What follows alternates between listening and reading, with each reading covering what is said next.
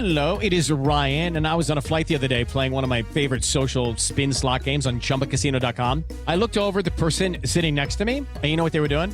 They were also playing Chumba Casino. Coincidence? I think not. Everybody's loving having fun with it. Chumba Casino is home to hundreds of casino-style games that you can play for free anytime, anywhere, even at 30,000 feet. So sign up now at ChumbaCasino.com to claim your free welcome bonus. That's ChumbaCasino.com and live the Chumba life. No purchase necessary. VGW. Void where prohibited by law. See terms and conditions. 18+. We made this.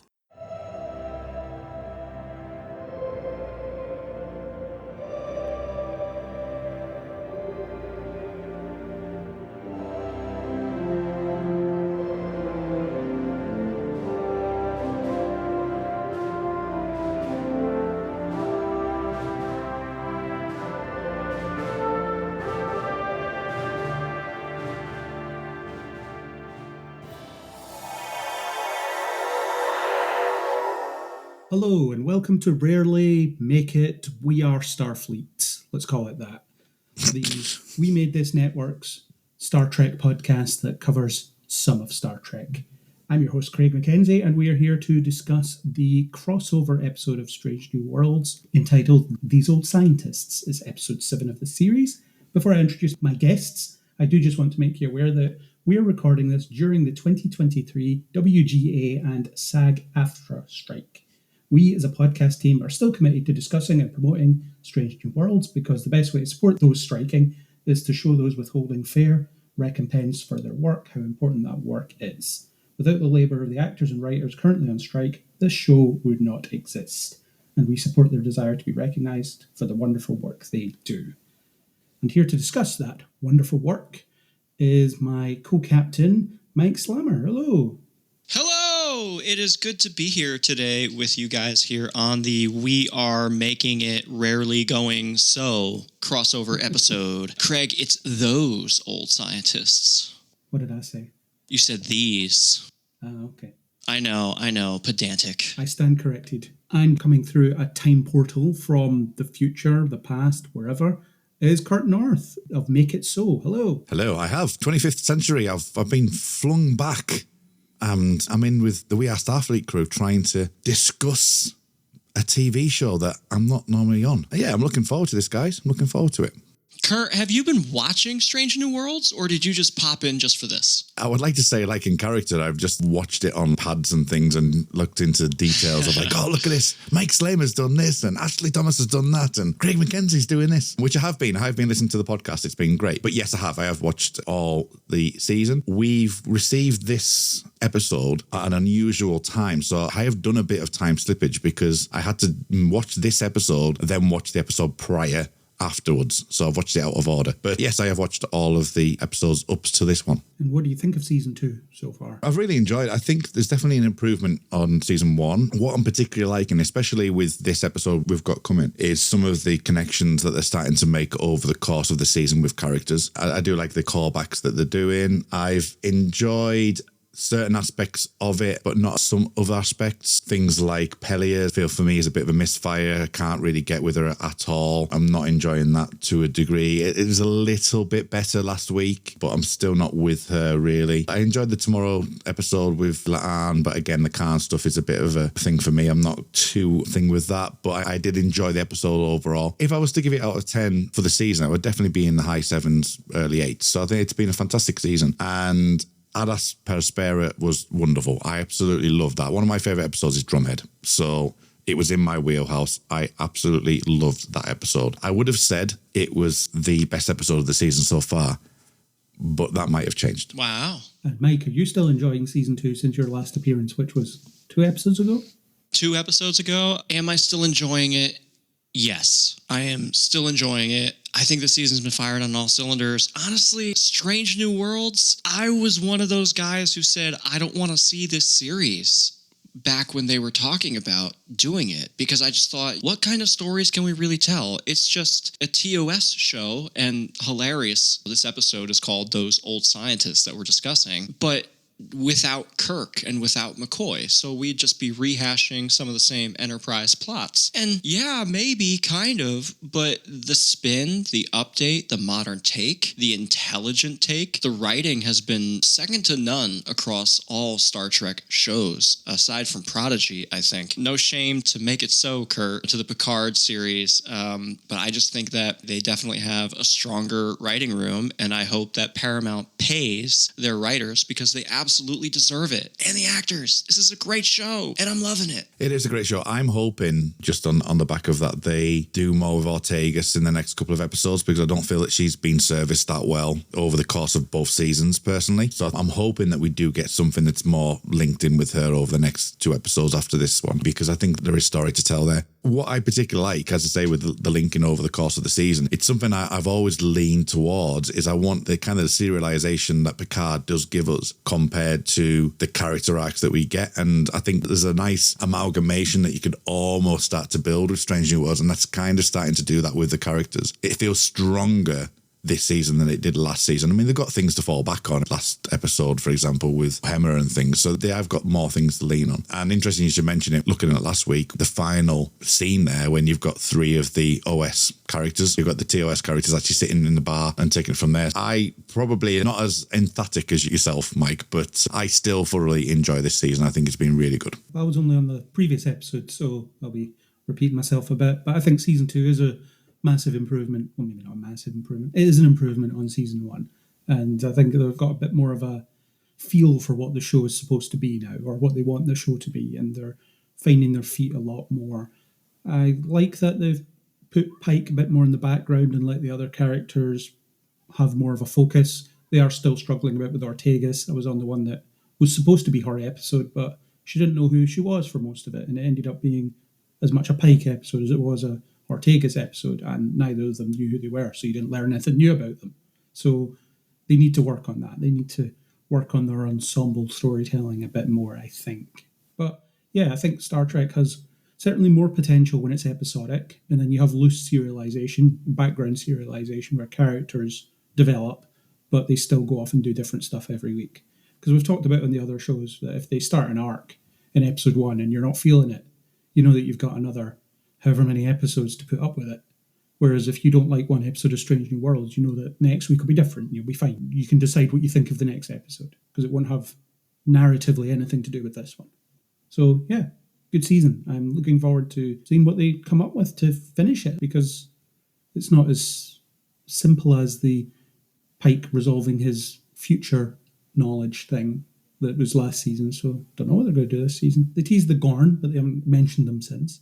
I think it's okay to be dropping those little teases and nuggets of information. Historically, Star Trek is 22, 26 episodes, and Strange New Worlds is kind of following a thread of that loose character serialization across 20 to 26 episodes. If you think about it, we're only discussing episode 17 right now. So if you think about it in those terms, we've gotten more characterization and more serialization than maybe TNG or Voyager would have given us in an equivalent time space. But the pacing of everything that has come out has been fairly good in terms of those loose character arcs. And to your point, Craig, and you too, Kurt, definitely give us more Tegas. She's great. I love seeing it on screen. But I also think that they've done a good job of peppering in those little bits of information that we can take away from the character as we're watching her. So even though it may not be 25 minutes of an episode with Ortegas out of the full 48, 55 minutes, we are getting 4, 5, 6, 7 minutes of airtime per episode with these characters. And that's pretty good compared to some of Trek's track record with ensemble characters. Yeah, I think for me with the Ortegas thing as well is that, as many people know, I'm a miserable bastard, that because she exudes such exuberance and she was a war veteran, I kind of would like to know what the darker side of her story is that's made her that way, and I'm waiting for that story because I think it'll be a really interesting telling of where she was compared to where she is, because I think there's a story to be told there. And you're right, 17 episodes is not a long time. We haven't got through the end of season season 2 yet. So I'm hoping that we do get a little bit more in that. And going back to just before we jump into this episode for me as well on this season, a lot of people have actually spoken about the first episode, The Broken Circle, being not exactly a bombastic start. I actually thought that was really quite good. And if you look at the season as a whole, it actually works really well. To actually take a step back for a bit and jump into Adispera, the second episode, it just gives you that time to breathe. And from a season point of view, when you look at it from the macro level rather than micro level, I think it actually works quite well. And I, even at the time, thought that's something that old episodic TV used to do in my favourite show, The X-Files. You'd come in after a strong first part of a two-parter and you wouldn't go back to that story for the first 15 minutes of the episode. So it just felt like that, but expanded out, that you've got a different story to tell, but you're going to go back to the main story the following week. So I quite enjoyed that and quite enjoyed the way they pepper stuff throughout the season. Well, usually Star Trek would be clumsily resolving a cliffhanger that they did in the last season that they had no idea how to resolve when they did it at the beginning of a season. So we didn't have that. Just want to point out we're about 12, maybe 12 and a half minutes into recording here, and Kurt has already dropped an X-Files comment. I try. I could say I am on Zoom at the moment with a red dwarf background, which is completely crossing the streams, but never mind.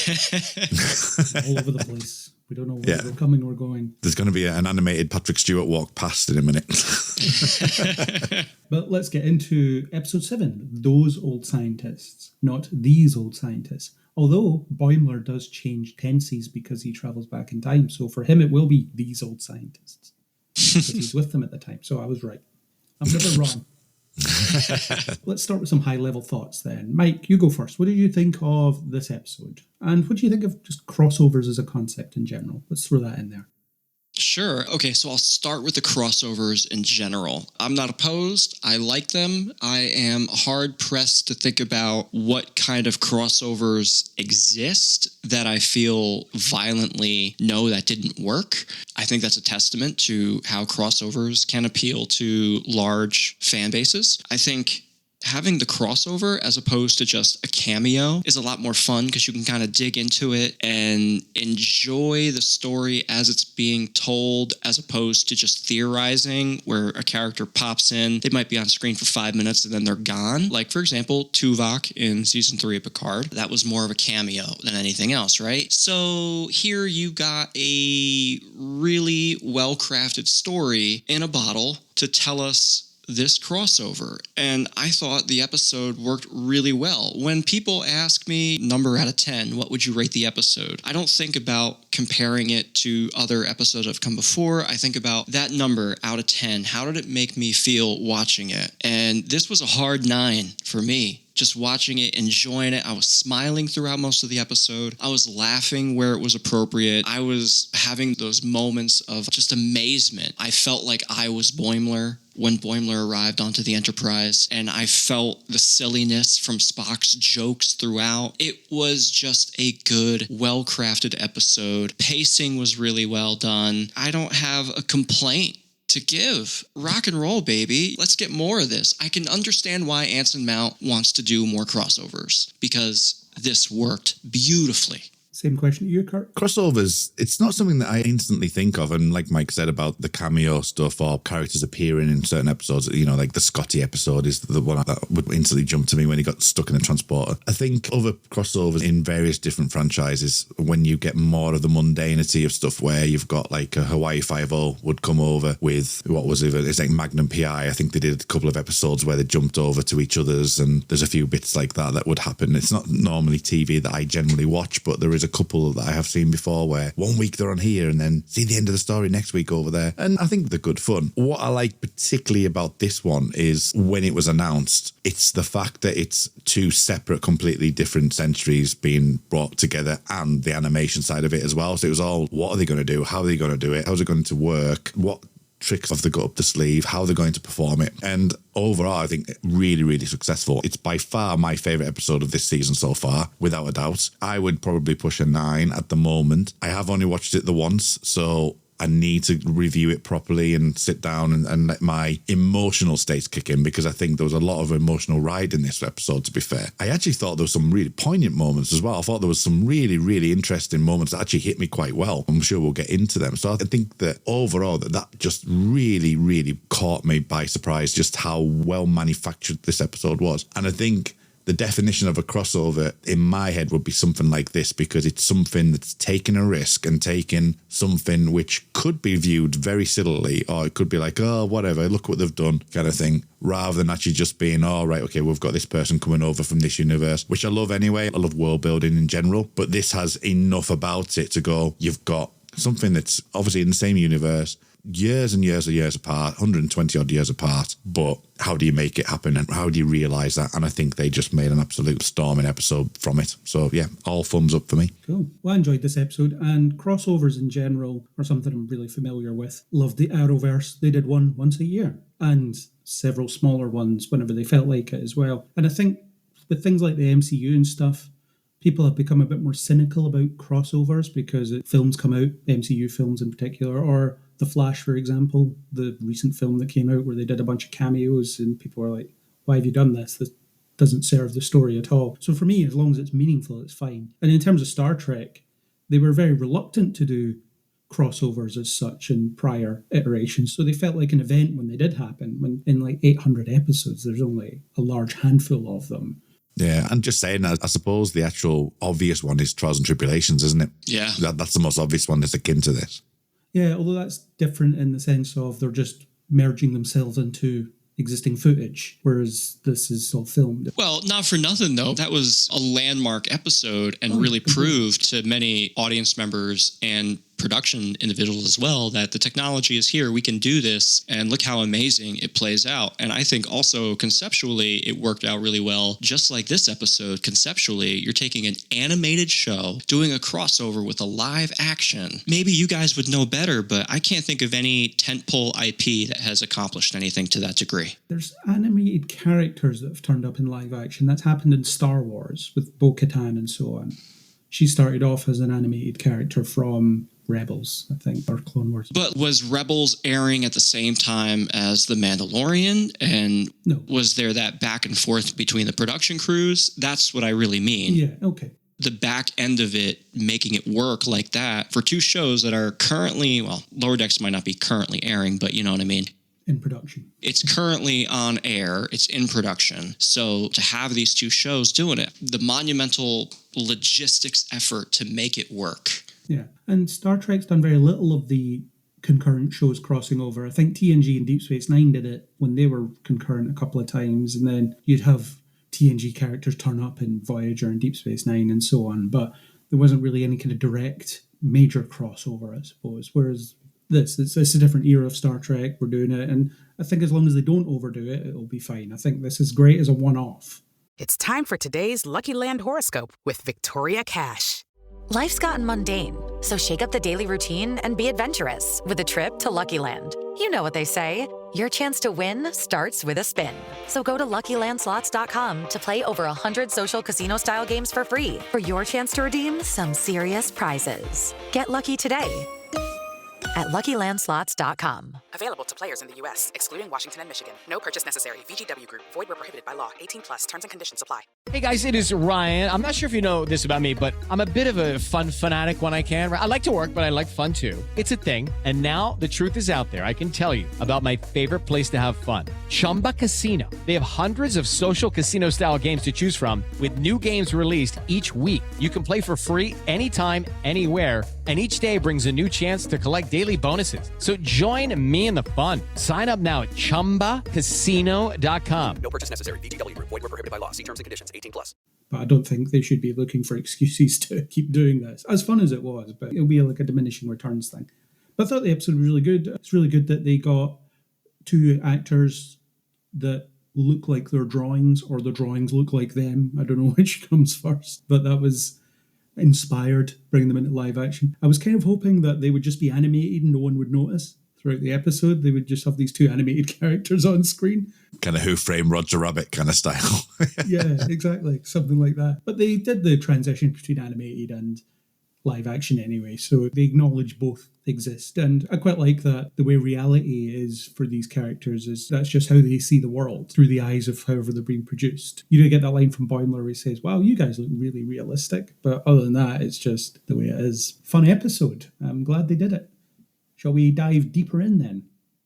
Oh, yes. Yes. The first thing I'll say is I think that they did a good job of setting it up, as in they didn't spend any time over-explaining it. It's, there's a portal, it turns on by accident, and boom, he's in the past. Let's have fun. And they kept the stakes relatively low as well. There wasn't really any major danger going on, so it was enough time to just muck around. That wasn't, let's stop screwing around, there's something really dangerous we have to deal with. It is just, we have a problem to solve and we need to deal with this, but we can have a bit of fun while we're doing it. There's no massive urgency to it. The threat is set up as, if you're not careful, you might end up ruining your own future. But other than that, it's, yeah, this is fine. It's not a super big deal. We'll figure it out. I like that. Yeah, I like that. I think, as you say, with being lower decks, then you need to have something like that because you need to downplay it. But it also gives them time to breathe and time to do what I thought was a major point in the show, which was to actually use Boimler as a point of view, to actually reflect on the characters that he's seeing. That was something that really jumped out at me when you've got the poster for Una, that mystery that went along, which was really, really good because you're thinking, why is he doing that? I was thinking to myself, and I'm not as au fait with TOS and things, going, what happened to Una? Did anything happen to Una? I can't remember. But that was nice to have that running through the episode, and even the elements that they have within it. There was moments that you could have, and the Pike conversation was brilliant. So all of that really works, and by not having high stakes, you've got high emotional resonance, and I think that absolutely nailed it on. And as I say, the Una and Pike stuff, it was the emotional hits that I had, and I think you couldn't do that if you had high stakes. Yeah, I totally agree. The stuff with Spock and Chapel and Boimler in the turbo lift freaking out that he has somehow changed Spock irrevocably in the future, and now everything's ruined. It's such a Boimler thing to freak out about. And we, as a viewer who have been with Strange New Worlds, kind of know actually what's going on. So when you have that interconnection between Chapel and Boimler and the realization that Boimler really stuck his foot in something he should not have, it both amps up the wry comedy of the situation and also makes you feel a little bit more empathetic and more in the shoes of Boimler. It's a good humanizing scene for everybody involved, and the low stakes of the episode, comparatively speaking, gives all of these characters a chance to breathe, get to know each other a little better. We get to know them better. And from Boimler's perspective, he comes in with such reverence and nervous anxiety, meeting his heroes for the first time in real life, not just on a holodeck program. And he's just a wrecking ball of chaos, of nerves, just bouncing around the Enterprise. And I often think, I don't know, maybe I'm just being silly, but how many times have I daydreamed about being beamed up to the Enterprise and hanging out with everybody? And I would probably feel the exact same way, just a nervous ball of energy, bouncing around, saying ridiculous things. So it's nice that the audience gets to be in the episode a little bit from that perspective. Maybe not everybody, maybe everyone's got a different perspective, but also, I don't know if you guys noticed the quips about how fast they talk or how slow they talk. Oh, their references are really specific, huh? I did want to interject before when you were talking about the pace of the show, and I was going, oh, should I say it now? I'll hold back. I thought it all lent itself really well to the overall construction of the episode. Yeah, and that conversation that Boimler has with Chapel, how he's rattling off this, I've read about Spock, I know the name of his pet Saylat when he was a kid, I know all this stuff about him, and Chapel realizes that she isn't on that list. So, historically speaking, she isn't part of his life. She isn't part of his record. And that tells her that, wow, this thing is coming to an end at some point and it's not going to be noted down. It's not going to be remembered. This guy doesn't even know who I am. I'm not important. And she's visibly upset by this. She tries to cover it up with, yeah, whatever. It's just another casual relationship of mine. I'll get over it. It'll be fine. He was going to get bored at some point. That's cool. But she is really upset about it. And Boimler is so accidentally insensitive as well in terms of the way that he goes through it. And it's the idea of meeting your heroes or meeting celebrities, and you have this idea of what they are in your head, and then you meet them and you realize that they're people as well. So Boimler has failed to recognize the fact that Spock will be different at different stages of his life. How he's remembered or how he's recognized in his timeline is nothing compared to what he'll have dealt with across his life. Yeah. So Boimler's seeing the person behind the legend, and he's seeing it with the entire crew. So I find that interesting. The idea of, but Spock doesn't smile. Well, he does now. Yeah, and I took that completely as meta commentary as well. Oh, completely. Yeah. How many times have I said it here on the podcast or on Twitter? This Spock is not the Spock who becomes the ambassador. It's Lieutenant Spock. He's just learning how to be a Starfleet officer. So take a big step back, everybody. Canon police hat is off. It's all being explained right by Boimler, who's from the 25th century. He's my kind of boy. He's all right. It took a 25th century enlightened person to actually make sure they understand how Spock works. But Boimler learns that lesson as well. He starts off being that fan who thinks that things should be just so. Yeah, exactly. And through experience, he learns that, oh no, there's nuance in this. I'm just going to roll with it. The Spock that I've read about isn't this guy. He's not this guy yet. He will be one day, but not yet. I've had a lot of things happen in my life, and you think back to when I was, say, 21, which is obviously 20 odd years ago. I'm a completely different person. And sometimes I look back and think, wow, I'd love to be that person again. And there's other elements of me say, well, I'm glad I'm not that person again. You evolve over time. Yeah. And I have absolutely no problems with the portrayal of Spock. And I just think it's really good they've highlighted that because they knew that was coming. So the fact that they're self-aware, they know how people will react, and they're facing that head on, and they're not afraid to actually say it and actually show it. So I think that's really good. And I think Lower Decks and Strange New Worlds are self-aware in the ways that are most important. They hear the criticisms that people lay out against the shows, and maybe it's not a direct response, but there's something subtle in the way that they're penning their dialogue. There's something subtle in the way that they frame shots and set up stories to make you feel like something isn't quite right, but at the same time, it's still okay. Yeah. The previous episode, actually, you had that meeting of Kirk and Pike. And if you watch the menagerie, Kirk says he met Pike when he was promoted to fleet captain. And in the last episode, he was temporarily promoted to fleet captain. So they were absolutely bang on in terms of adhering to canon there. In the previous episode, I said that they breached it in terms of Kirk and Pike meeting at this point. But I'd forgotten about I met him when he was promoted to fleet captain specific line. But then most of the people complaining about this won't know what the actual line is anyway. So anybody that has a problem with it won't actually know intimately what's actually going on, I don't think. Yeah. And how beholden are we to lines of dialogue that were written off the cuff 50 some odd years ago? Yeah. And it's good that Boimler directly addresses that. You said that sometimes they subtly reference it. In this case, it's not subtle at all. It's very Lower Decks, isn't it? Very overt. It's as subtle as Boimler is, which is not at all. But that was all good. And the things like Pike's birthday is a national holiday and all this, or an intergalactic holiday. That's quite funny. And Boimler dresses up as him for Halloween. I'm just wondering if he dressed up as him in the chair. I'm guessing he would have done it in the chair.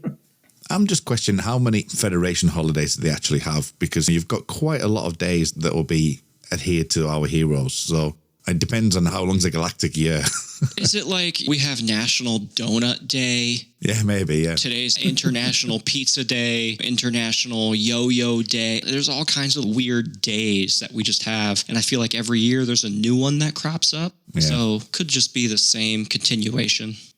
Or every day is 4 days in terms of what's being celebrated. Week-long celebrations of Pike's hair. Could be. The hair is referenced. Boimler does say you have great hair. He does. Again, he's vocalizing all the stuff that people are saying. Yeah. And he's gushing about it because he's a big fanboy of Starfleet of old and Starfleet of modern, to be fair. I really liked the reverse, where Boimler was hero-worshipping Pike quite a bit, and Pike's general attitude was, I don't like this. And that's a thread for Pike as well. He doesn't like people praising him. He doesn't like to be complimented.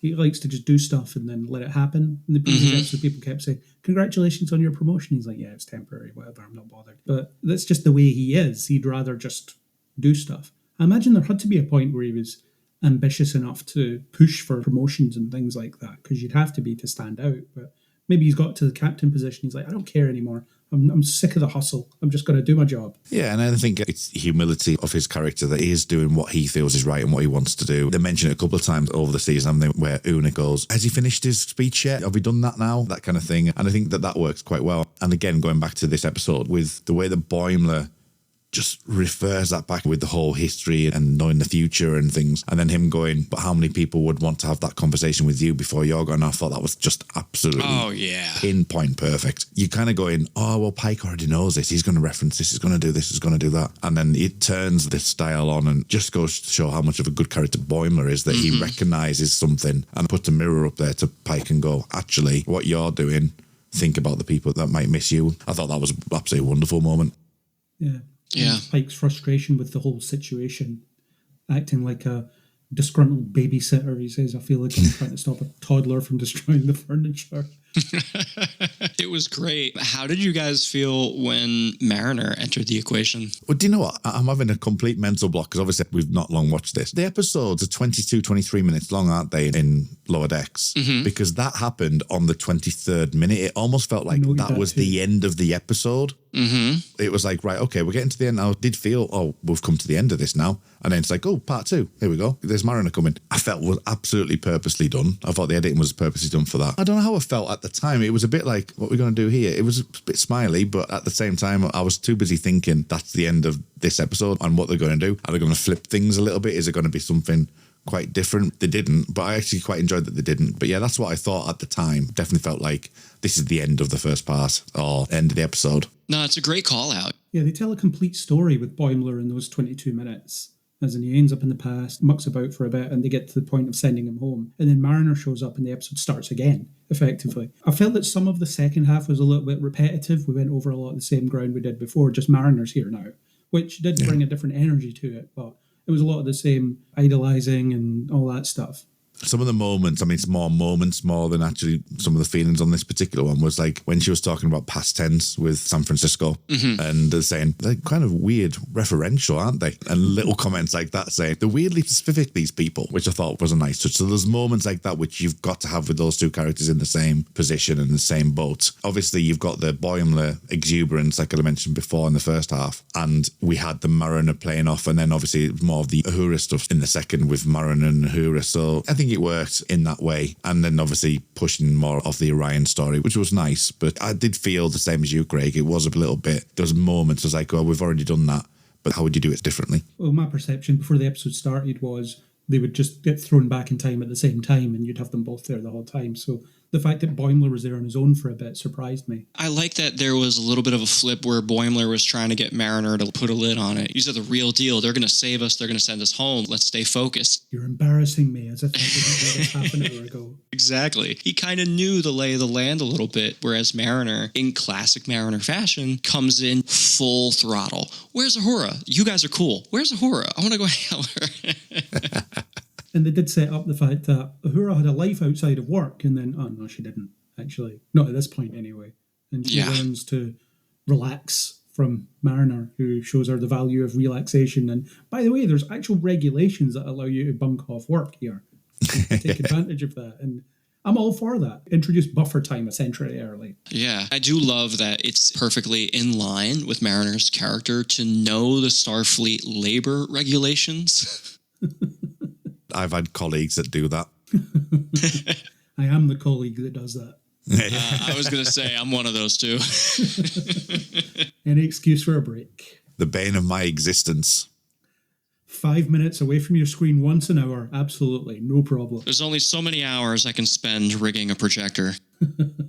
What I love about Mariner's entry into the episode is that you have more human moments between the characters, whereas during Boimler's segment where he was there alone, most of the interaction was surrounding the newness, the uniqueness of the situation, and how do we get Boimler home? That was the primary goal. With Mariner, it's now we have to find another way. They might be stuck here for a while. Pike mentions that they're going to get dropped off at Starbase 1 and become their problem from there on. And I think it's really interesting that it is through Mariner's arrival that we get more with Ortegas, we get more with Uhura, we get more with Una, we get more with Captain Pike, and it all becomes a little bit more, to borrow your words, Kurt, emotionally poignant from that point on. For me, I think it's a long road getting from here to there at the end of the day, isn't it? I got faith of the heart.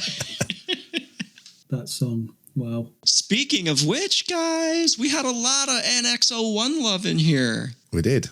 Well, yeah, I like that element that the crew of Pike's Enterprise idolizes Archer's crew in the same way that Boimler idolizes the crew of his Enterprise.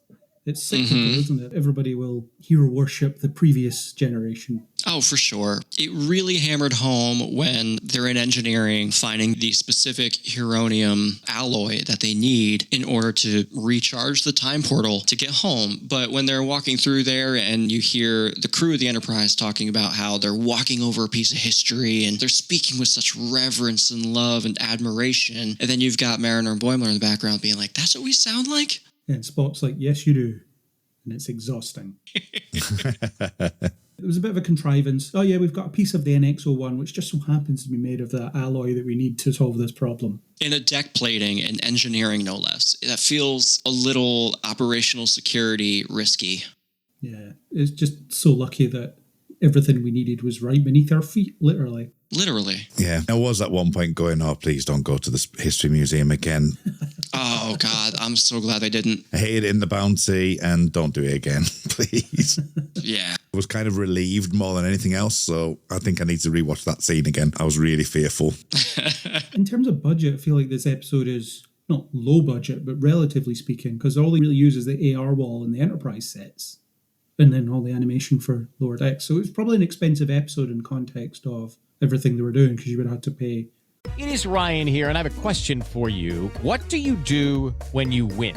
Like, are you a fist pumper, a woohooer, a hand clapper, a high fiver? I kind of like the high five, but if you want to hone in on those winning moves, check out Chumba Casino. At ChumbaCasino.com, choose from hundreds of social casino-style games for your chance to redeem serious cash prizes. There are new game releases weekly, plus free daily bonuses. So don't wait. Start having the most fun ever at ChumbaCasino.com. No purchase necessary. VGW Group. Void where prohibited by law. See terms and conditions. 18+. Judy was boring. Hello. Then Judy discovered ChumbaCasino.com.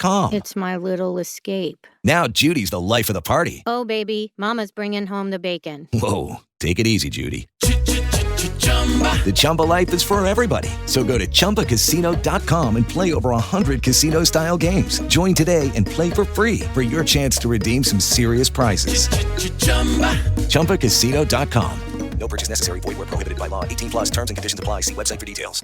All the Lower Decks actors and the Lower Decks animators and all that. But in terms of locations, they don't use that many. Sure, that makes sense. What did you guys think about the Orion portion of this episode? I thought it was really intriguing when Boimler said, you've got this viewpoint of somebody or the race without actually really knowing them. And obviously talking about the scientist side of things and actually a progressive culture. I thought that was really interesting that they actually made that point, because I thought it was a really good point to make, because he had a few moments where he was like the scientist, and then obviously they did steal it and then they did come back, and the resolution I thought worked really well. That is a step forward for the perception of what the Orions are, and obviously we'll get that in TOS and obviously that racial element to it. But I did really think it was actually good to look back at something that was 50 to 80 years ago for us and whatever, but actually showcase it, and Boimler's in a perfect position to showcase that, and especially because he has a friend in Tendi that he's trying to protect, and that was where the stakes came from. So I thought that was good. I think that's going to be interesting on a rewatch when I watch it properly, because it wasn't till late in the episode I really caught that when I was watching it, or had it passed in my brain. Right, okay, I can see why he's talking about the Orions in that way, because there is the progressiveness element of it, but then I kind of forgot about Tendi to a degree, but I think it really worked from that progressive viewpoint, definitely. Boimler calls them all out on their built-in bias because they're in a period of time where the Orions are seen in a specific way and they don't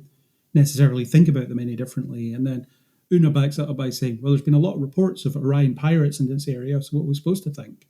And Boimler says, yeah, but it's still offensive that you assume they're pirates.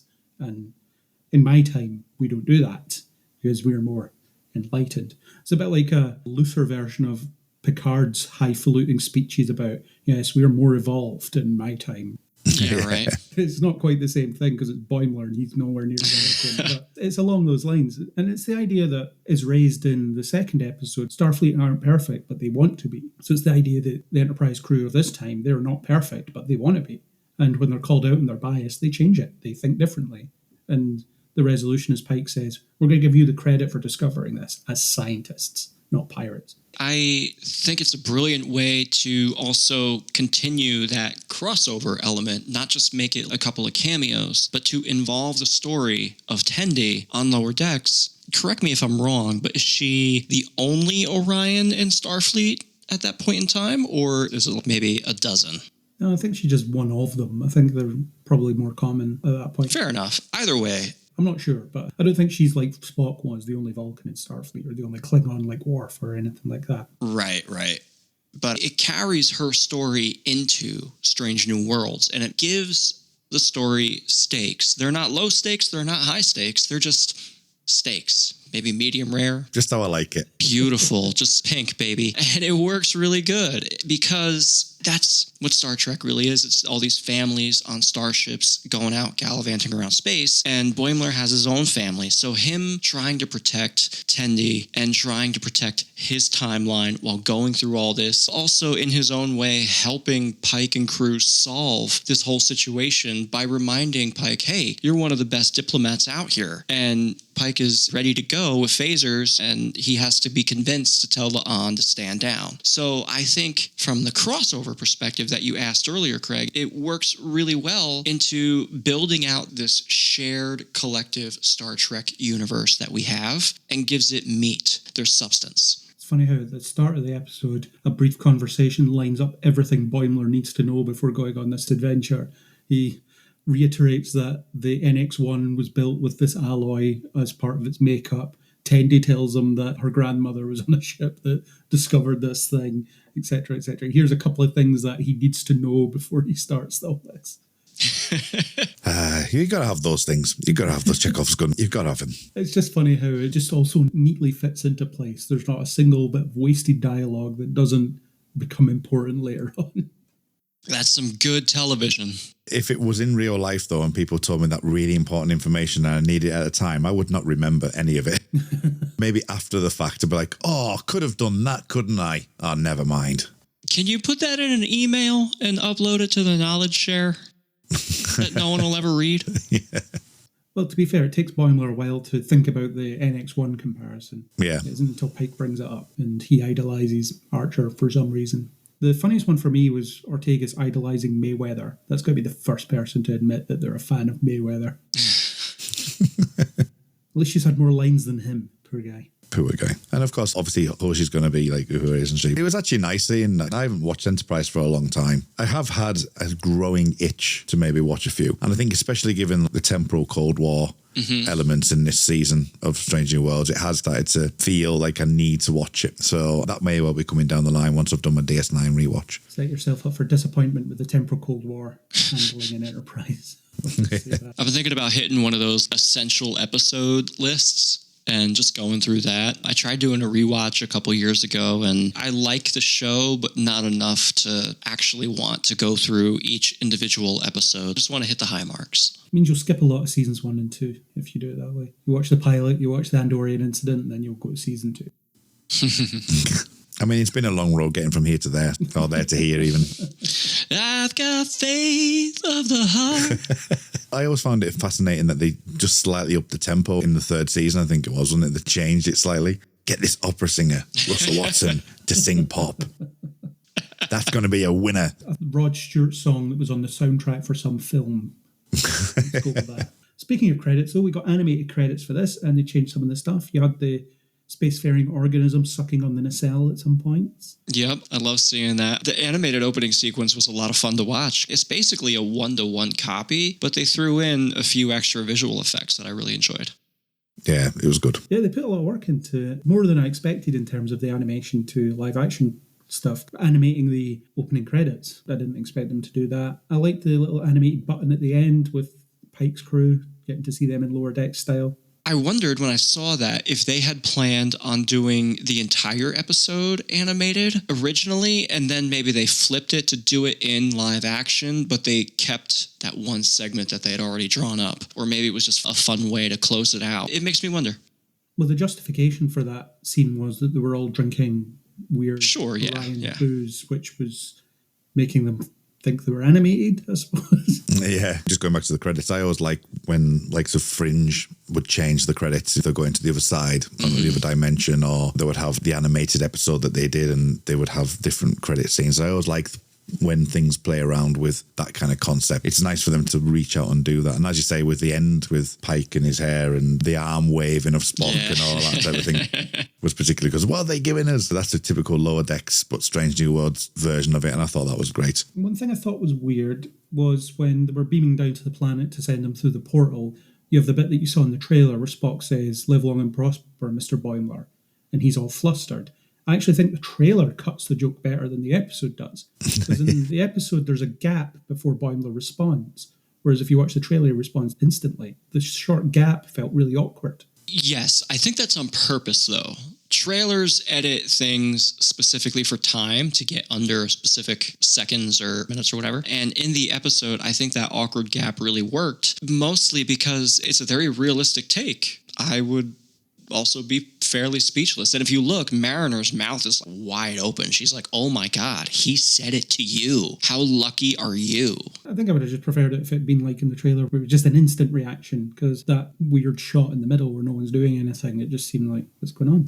Yeah, and then Pike's snide, oh my God, this kid again. You didn't think that was worth the wait? No, I think we'd had enough of him just being exasperated with them throughout the episode. He does exasperation and smiling and sort of smirking quite well. I must admit, he does a great job of reacting to Boimler. I thought that was really, really interesting. The micro expressions that he was portraying were fantastic. I liked all the little things he was doing when Boimler was saying stuff and he was like, careful, shut up, don't tell me about the future. You're still doing it.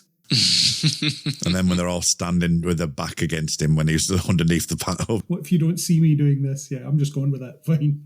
He's wrapped up in cables and conduits, and it's just a total mess right there. It's such an animated Lower Decks comedy portrayal of it, and to see it in live action is even better. And it's a good moment to show you that Boimler does know what he's doing. Mm-hmm. It would be so easy to watch this episode and think, this guy's useless, what the hell is going on? So I think the Enterprise crew had to get some sense that he had the ability to do his job. I mean, he is serving in Starfleet. An accomplished ensign. Yeah. He might be bumbling around, but he's still okay.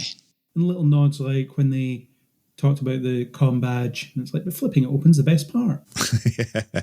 It's like they press this button and it goes diddly. It's typical the way that I would view it. That I was thinking more of the comm badge itself rather than the flipping, but never mind.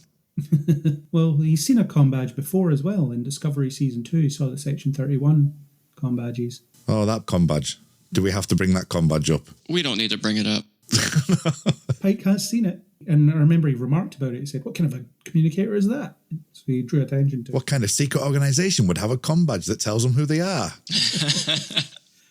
Yeah, exactly. The secret organisation are so secret that they have to have an identifying logo. The only other note I've got is about Una being the poster image for Starfleet, which is a great resolution for her, thinking that she wasn't welcome as such. She's only in on a technicality, and then she's on the poster. That's what I mean by some of the stuff that they're calling back to. And as per Era, especially the fact that it's my favourite episode to this point, that it calls that back and actually completes that circle. I think that for me was quite an emotional moment. I thought that's actually vindication for what she's gone through, and a really nice touch for it to be within this episode of almost completing that story, which I thought was great. I had the Pelia conversation where she was saying he'd pretend to be somebody for Boimler to actually give Boimler that little oomph. As much as I'm not a Pelia fan, the idea and concept behind it I appreciated. I thought that was a nice moment, but I'm still not quite there with Pelia. But I did think that was a nice discussion that they both had, especially because of who she is and the length of time that she's got. She's got a very different perspective to the rest of the crew. The rest of the crew are talking about the NX-01. She's kind of tired of life in some way, so I think that's an interesting POV as well. Wasn't it you and I that were talking about this, Mike, with Pelia? It seems that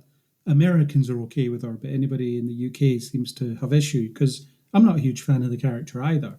And it seems that a lot of us UK-based people just don't get it, whereas the Americans are all like, yeah, love her. I think it's just a different brand of humor, a different style. And I do think that she is affecting a specific voice and a specific timbre. I read an interview that she was just messing around with voices, and the producers was like, oh yeah, do that. We like that, because it gave some whimsy to the character that wasn't there before. So I wonder if it's that whimsiness that you guys are actually not enjoying so much. Pelia isn't necessarily blowing me away with the characterization. It just works. And and it's not taking over the screen. It's not taking away from anybody. It's not giving a whole lot. It's kind of filling a space, and it's okay to have some quirkiness in that portion. But I totally get that it may not work for my counterparts in the UK. I think I remember you talking about that because he talks about Catherine Tate as well. Ironically, my other half was watching The Office the other day and Catherine Tate was on it, and it instantly reminded me of your conversation. And I agree with Craig that I actually enjoy the engineering discovery more. I feel that there's a character there, she's wise. It's that Guinan kind of character. That's what it feels like to me, that's the way they're playing it. But as you say, maybe the whimsy's not really kicking in, the accent's a bit off-putting for me in particular, and it might be a UK thing. I would agree. It's not taking me out of the story or anything like that. It's not generally doing anything other than just going, I'm not really fond of that person as a character. I'm not seeing it yet, and I'm open to it, but it's just not really catching me. Yeah, that's fair. Anytime Luoxana Troy came on screen, I was out. I just wasn't there for it, so I totally get it. Certain characters, you're just like, no thank you. Kess episodes, no thanks. It's the fact that Pelia is rarely any more than the comedy beat in an episode as well. It's very rare that she gets anything meaty to do, so it just seems like she's there for a quick joke and then to leave. I'd say last episode I think worked a little bit better because they were trying to push this. I've taught other people, I've taught you before, I know you're missing Hemmer, that kind of thing. I can feel that Guinan mold being built around her, that wise, she's spent a lifetime, she's quite tired, she's looking for a new adventure. I'm not seeing the comedy at all. It's interesting that, as you've said on the podcast and obviously today, that the UK divide seems to be really interesting when we first discussed it a few weeks back. Yeah, and in terms of Spock smiling in this episode, we haven't seen him do that before this one, so it's a new thing in terms of him just expressing himself in that way. And sometimes with Strange New Worlds, because we only have 10 episodes, I feel like there's a 26 episode season that we're just not seeing all of. We've missed 4 episodes between the last episode and this one, where he decides to be more emotionally expressive. We're just at a point where he's been doing that for a while, and we just haven't seen him start to do that. So this for me, because this got dropped on us really quickly, it was like, oh, right, we've got to go and talk about this episode. Like I said, I've watched it out of order. I honestly thought I'd missed something, so I had to go back and watch episode 6 because I thought I was missing something. I was like, right, well, I know that he's had his human thing, that it might be ramifications from that. They must have continued that story on in the previous episode, and it wasn't. I was quite surprised that it wasn't, because I would have thought that they would have kept an ongoing character arc of that, and it didn't come across that way, so I was surprised by that. That's why I instantly was watching it going, I'm recording in an hour, I'm going to have to watch that previous episode just in case I've missed something, but obviously I haven't. There is a scene about their relationship in the previous episode, but it doesn't get you to this point. No. True. And then there's this line where Spock says his experiments in human emotion, which I thought was really interesting because you've never really heard of that before. It's always the Kolinar, and I'm going through this advanced Vulcan meditation routine privately in my quarters. Oh, and now it's Ponfar. It's always the Vulcan side of things. So him saying my human emotion experiments, I found that pretty interesting. I'll ask you guys, is it a good enough reason for him to be smiling all over the Enterprise in your estimation? Only really for me if you've got some beta canon stuff going on around it. If you had, they're going to play around with this in some other form as an amendment. I think, Craig, you mentioned before that you want to see the story within the episode itself. And I, to a point, agree with that. This does seem like a big jump, though. It's from an emotional character story. I understand how they've got from A to B, but they seem to have missed, it's even A to Z, but they've missed 24 letters of the alphabet out, just jump from one to another. So I can see it, and it doesn't bother me at all. It's fine, but it does seem like an unusual leap to go that far this quickly. It felt like there needed to be something in that middle episode, even just a little tinker or something, so you know it's happening in the background. That's why I say I sometimes feel like there's 4 episodes that we haven't seen in between the 2 that we have seen, and 10 episodes, there isn't an awful lot of time to juggle this many characters and give them a lot to do. But like you say, it does sometimes feel like we leap from one extreme to the next without anything in between. And I think they're still finding their feet in terms of actually properly serializing these things. Talked about it in the previous episode, how Uhura's struggle with dealing with Hemmer's death and stuff wasn't in any episode prior to episode 6. True. And that's a thing that you could easily have seeded in the background, just have her a bit strung out or whatever, and people ask her what's wrong, she says nothing until you get to the point where she has to address it. So there's more they could be doing there. And also, off air, we know that I have a bit of affinity with Laan now. But even that with Kirk in the last episode where they kind of touched upon it, it doesn't take that many minutes to touch upon something like that. It felt like, okay, so Laan's getting something there, but where's Spock? And I know it doesn't want to be too heavy, and the Ortegas thing's an obvious point in the show where it was meant to be her episode, well, it wasn't meant to be her, but it has that element. You can sprinkle these things in the show within 30-second comments and stuff, but it didn't feel that connected up. And that was the only thing I'd say that felt a little bit. I enjoyed it, thinking about him laughing in the episode where he was human and actually seeing him smile. There's some good balance there, but it's just, as you say, that 4 episode or whatever it is in the middle, it just felt like there was too much of a juxtaposition to the previous episode, backed up to this again. It felt like a little bit of a dip. It's something to look out for. When he laughs, it is jarring to us as viewers of the show in the same way that it is to Boimler, because we don't quite expect it, because we haven't seen him do that this season at all. We've seen him begin a relationship with Chapel, but in the previous episode, he hasn't really changed that much from what we saw him before. So we haven't seen that loosening up. We've seen him now at the point where he's loosened up. I don't know that I agree that he's necessarily loosened up in this episode, because all his laughter and his smiles and his jokes are fake. Well, not fake.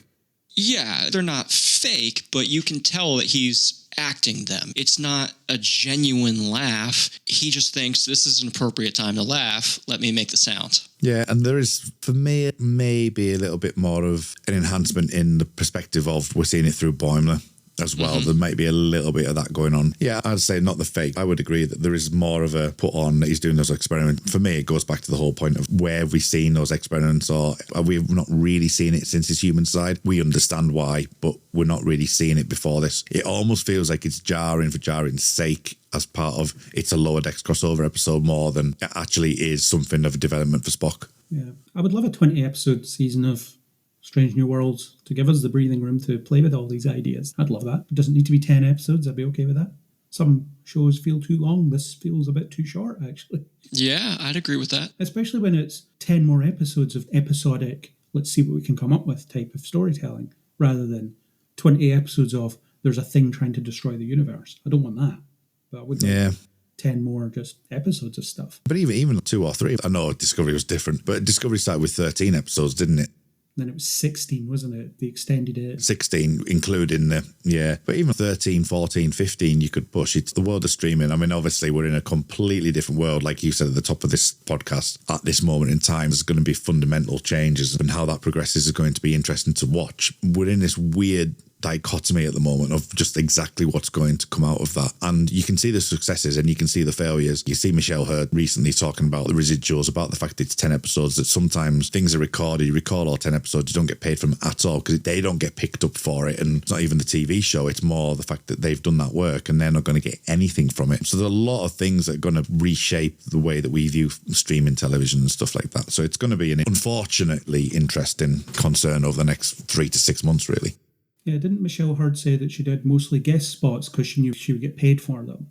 Yeah. Rather than committing to 10 episode things that might never happen. Yeah, there's also, I recently learned this, I can't remember if it was Michelle Hurd's video or another essay or something, but when they shoot these shows, we know a lot of Star Trek shoots out in Toronto, Vancouver, so the actors who don't live there have to find lodging, and they get paid a relocation fee of only $5,000 to $8,000 for the entire length of the show, not per episode, just for the show. So only $5,000 to $8,000 for your relocation costs. Plus, you think if the actors have childcare, pet care, family to visit over the holidays, they have to change their entire shooting schedule around. So if they are assigned to 10 episodes of a show, and that show shoots over the course of 6 to 8 months, if you now expand that to 20 episodes, $5,000 to $8,000 is not going to cover the amount of time that you need for even 4, 5, 6 months worth of lodging and living expenses.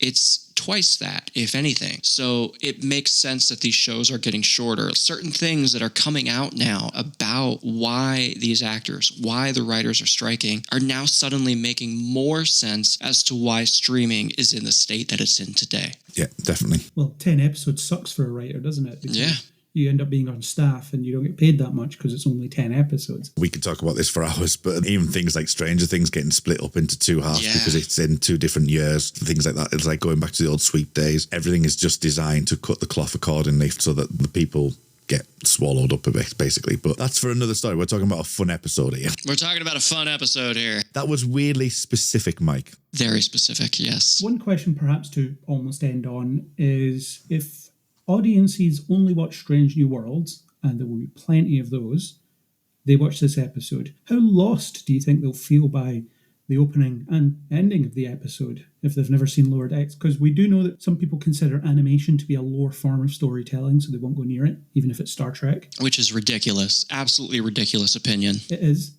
yeah. So there are people that only watch Strange New Worlds, and the current era of Star Trek has been set up so that if you don't want to watch everything, you don't have to.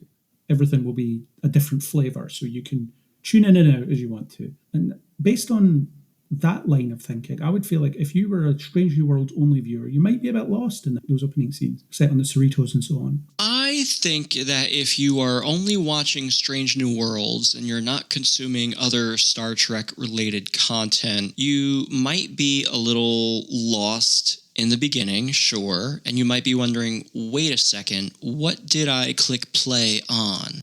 And like most things in life, you need to give it more than 30 seconds of your attention. Give it the 3 minutes at the very least. Get through that cold open. Get to that scene where Jack Quaid pops up, he brushes himself off and says, wow, you guys look really realistic. That should tell you you're in for something different, something fun. Maybe you'll like it, maybe you won't. And I think with the animation involved, if you don't like animation, maybe you're not going to like this episode. And that honestly sucks for you and you alone. I've got nothing more to say than that. I'm just going through some of my notes that I wouldn't mind pulling up. Ransom sees the Adispera poster. I thought that was hilarious. Numero uno. There's some hot numero uno. I thought that was really good. That's his wife. Yeah. Anne loves grapplers, apparently. She loves those grapplers on the NX-01, so I thought that was good. And Pike's Halloween outfit, I think we may have mentioned it, but his reaction to that, but spot on. Contouring the chin, whatever that means. Yeah. When he said about the butterfly effect, it's an interesting term, the butterfly effect. It calls up the film for me. Sure, yeah. It just shortly took me out of it, but that's more me than anything else. And nice to see it's an ancient Nausicaan portal, so I thought that was nice to bring them in. And I just thought overall it's a really wonderful episode of television. And I think, as you say, having the animation, I turned this on and from the Cerritos coming up, I don't think I really realised how much I'm missing Lower Decks right now, but it came on and I instantly put a smile on my face going, Lower Decks is back. And then at the end, seeing them in Lower Decks fashion was great as well. So I think overall, fantastic. Well, we're in that sweet spot where we watch everything, aren't we? Whereas there will be people that don't. Yeah. I would have loved to have seen the Cerritos in live action. Just a ship. Give me the CGI model. That will come. Well, there are fan films that do that. You could go find some of them. I'm okay. I want to see the actual in-universe one. Yeah. There's quite a good one, actually, that talks about the Protostar. It was a fan film made as a part of the Save Prodigy campaign. Oh, from Trek Yards. Thing from, what's his name from Trek Yards, was it? Might have been. Yeah, I know the one you're talking about. That was interesting. You get to see the Protostar and California class in realistic-ish CGI. He's a visual effects guy, that guy. Worf's Honor. Was a good Worf's shout. Honor. And honestly thought at the beginning when he was at the portal as well, he had 2 wishes. I was thinking he was going to say a third wish and it was just going to happen, but it didn't happen that way. It was when he took the picture. But I thought it was going to be some sort of wish thing that happened. I thought that was going to be a bit too whimsical. I was Yeah, like, a little bit. Are they going to do 3 wishes? But it was the camera that actually happened. So my worry had been adverse there. When he said Worf's Honor and then says, oh, damn it, as if La'an would realise that that's some kind of future reference. She's not going to know. She's never going to know. I think that was just La'an saying, don't give away anything, don't say anything, and right out of the gate, he's like, oh yeah, Worf's Honor. And there was a quick reference to her adventure with alternate Kirk. No attachments. Yep. Speaking from experience. Reviewing the temporal protocols. That's a good example of using serialization well. Yeah. This thing happened to La'an earlier in the season and she's still thinking about it. That's something they should be doing more of, I think. That's what I'm saying about some of the callbacks like that has helped the Adispera poster confirming that, doing the Laan thing there. Those are the things that I really enjoy. And I would love to have a show that can do what Strange New Worlds is doing, even if it was like a 10C thing with what Discovery did, but do it in a Strange New Worlds fashion where you've got that event happening just somewhere in the background, not to that world-ending stake, but something like that. Like I've mentioned loads of times on Make It So about the Romulan relocation that McCormick does in her book. Have that as the background stuff and have episodic television that way. That would be, for me, the perfect way to mix both serialization and episodic TV. Well, it seems to be that's kind of what they're trying to do here. They'll reference the Gorn again at some point. They'll bring that back. The Klingons will probably show up again. Yeah, I was just about to say that. It's going to be the Klingons and the Gorn are the two main story elements, aren't they? They're probably going to come back, I would have thought. Too early for the Romulans. Well, we've had Romulans already. Blink and you miss it. You have a little Riker reference when Boimler mounts the saddle, throws his leg over. Riker! Well, if you only watch Strange New Worlds, you'll be completely lost with all of Boimler's quick referencing. Well, they do seem weirdly specific. We keep saying they're specific about everything. I don't get it. I mean, holy Q, man. But in that scenario, you can put yourself in the position of the Strange New Worlds characters, as in, I have no idea what he's talking about. I mean, the Big Bang Theory built its central premise on that early on, didn't it? If you weren't the nerds, you were Penny. Yeah, that's true. So that's the way it goes. Anything final before we wrap up? I have made it through all of my notes. I think I've made through all mine. We've definitely gotten through all of mine. The only thing I would say otherwise is that I thought the banter scenes that Boimler was in really gave us a lot of nice world building about his fish out of water style character and everything that he goes through. I kind of want to grab the guy by the shoulders and be like, dude, it's okay. You're a smart person. You can do this. It's okay. Well, it does that animation thing where he reverts back to default settings every once in a while. Like when he went on the Titan, he was the super confident, experienced guy. And then he goes back to the Cerritos and he's just the bumbling idiot again. Yeah. Just having bad days. We're all human. That's a fact. Unless you're Orion. Oh yeah, the last thing was the weird horror beat in the shuttle. It's a point of view shot of Boimler shining the torch around and Mariner sitting in the chair and there's a jump scare. That was a weird choice. Yeah, great point, because some of the point of view camera stuff was such a departure from either the animation style or the live action style. It was, as you said, very horror focused. I didn't not like it. No, I thought it was weird, but cool. I know it's not this episode, but last episode, they did this last season as well with some of the scenes. Strange New Worlds do seem to have that horror-esque episode, don't they? They had the one with the Gorn that's on the ship last year, and then they've had this one where the visions were coming from Uhura, and you had some real horror elements of that. That seems to be a recurring episodic type of style, which is interesting that Star Trek is going down that element because they can do it now. But yeah, it did seem that jump scare was a bit out of kilter to what we'd normally see. It did feel a bit off. It's the freedom with episodic television, isn't it? We can have the horror episode, we can have the comedy episode, we can have the action episode. I wonder if maybe there was an assistant director who handled that portion of the script and they were just told, hey, just get it done. And it was a different crew that managed the production of it, so they took some artistic liberties. Yeah, like a second unit or something. But Frakes directing this one. The other thing in that scene is, seems to be a lot of shuttle traffic for some reason. Where are they going? There were shuttles taking off for no reason. They were just in orbit waiting for nothing to happen. What were they doing? I don't know. That's a great question. But we did finally get to see the shuttle bay a little bit. True. And we've seen the inside of the shuttles before. They're huge. Not turbo lift huge, though. No. No. There's no TARDIS in there. Not yet, anyway.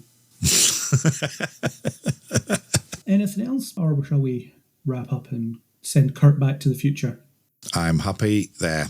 Yeah. I will go back through my portal. I found the piece of the We Are Starfleet hull from Rarely Going, which was originally a podcast that is no more. Who do you have a poster up of in your bunk, though? Or do we want to know? Who do I have a poster up of? I'll have to go with my old co-host, Luke Winch. I've got a picture of Luke Winch on my door. He's holding a pint, because I think every picture I've seen of him, he's holding a pint. He's holding a pint. He was in my area recently, walking the fells and stuff, and I've spent a good drum and bass night with him. So, yeah, Luke Winch is on my door. What a guy. What a guy. Well, Kurt, why don't you tell the listeners past, future, and present where they can find you on the internet, if the internet still exists in their time, or ever existed. Probably Linktree are the best place to find the two things for me. So you've got Linktree, linktr.ee/rmuldrake. That's RMULDRAKE. And this is the time to make sure that if I don't say it in the episode, I'm an X-Files fan. It's an X-Files reference. But if you want some more information on Make It So, the Star Trek Picard podcast, or the Star Trek Legacy podcast as it is now, you can do the same thing. So Linktree, linktr.ee/Make It So. Cool. Mike, what about you? You can follow We Are Starfleet on Twitter and Instagram at StarfleetPod for as long as Twitter exists, I suppose. I don't know if anyone's tried Threads or any of that mumbo jumbo. Oh my God, there's so many social media networks and I just don't really care anymore. So hopefully you guys are just following the show. Wait till the dust settles and migrate there. Pretty much. You can find me on Twitter at Mike Slamer, SLAMER, should you so desire. What about you, Craig? I can be found outside of this, mainly on Neil Before Blog, so that's neilbeforeblog.co.uk. Put it into Facebook and, as we said, for now, Twitter. Type it in, you'll find it. There I do long-form analytical reviews of stuff. Strange New Worlds is one of them, Secret Invasions is another at the moment. I'm also reviewing the odd film when I have time, and there's an attached podcast where we discuss other nerdy stuff. We have a monthly news roundup. There's some stuff coming down the pipe. If I ever get it bloody edited, there's a bit of a backlog there at the moment that is not getting any smaller. I just need more time. I need to get sucked through a time portal, take my laptop with me, and have 2 months to just catch up with myself. That'd be great. But it's not going to happen. Personally, on Twitter, I'm under Nemesis4909, which started life as a Resident Evil reference that later became a Star Trek reference. So that was good for alignment purposes. So that's that. Just bad it was Star Trek Nemesis. I don't mind Star Trek Nemesis. It's fine. It's not a bad movie. Plus, it's cool and edgy when you're 12 or 13 coming up with your first online handle, and I've kept it since.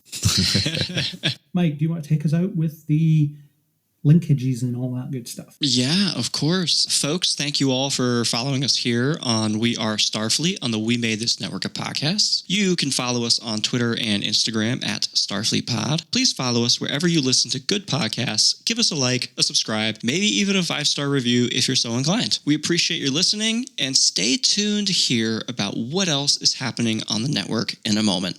Let's hit it, Craig. 1, 2, 3. Hit it. Are you a fan of the Marvel Universe? Can you tell your Kang from your Doctor Doom? Well, if so, boy, do we have a podcast for you. Podcast 616 is the We Made This Network's long-running Marvel podcast, and it's under new management. We're your hosts, Ashley Thomas and Hugh McStay. And together, we are going to lead you every step of the way through the Marvel Cinematic Universe's upcoming multiverse saga. Everything from She-Hulk to Avengers Secret Wars will be covered on the podcast in the kind of detail that would make a Wikipedia article blush. We're going to have some detours into the wider Marvel world where we'll look at non-MCU projects dating all the way back to Marvel's origins in the groovy, funky 60s, and all the way up to the birth of the greatest franchise in cinema history. And we'll be joined on our adventure by a roll call of guests so impressively knowledgeable that they'll make the Avengers themselves look clueless by comparison. So if you like your opinions sharper than Wolverine's claws, or takes hotter than the Human Torch's underpants, then get Podcast 616 in your ears as a matter of urgency.